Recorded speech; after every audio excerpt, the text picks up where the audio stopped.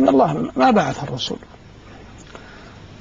ولا أنزل الكتب إلا ليوحد جل وعلا وحده دون سواه.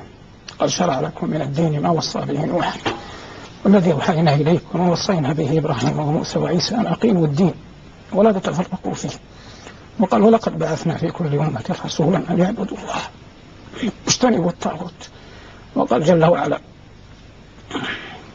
في ذلك أخبر جل وعلا فمن يكفر بالطاغوت ويؤمن بالله فقد استمسك بالعروة الوثقى. وما شرع الله العبادات كلها أركان منها أو الواجبات أو غيرها إلا ليعظم جل وعلا ويوحد.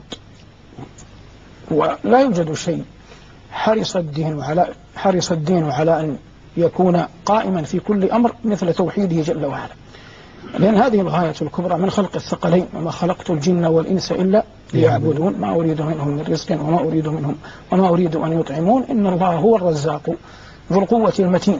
والآيات والأحاديث التي ذكرها الشيخ وفقه الله عظيمة المعنى لا تحتاج إلى تعليق من مثلي.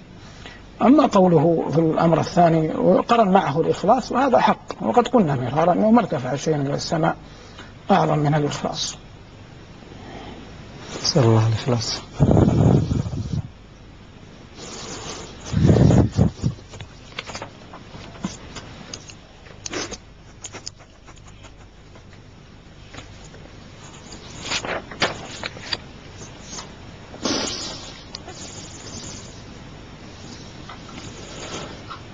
شيخنا الفاضل ننتقل من موضوع الإخلاص، يعني موضوع طويل وقد نحتاج فيه أكثر من والله غني عن خلقه أجمعين، من أخلص منهم من لم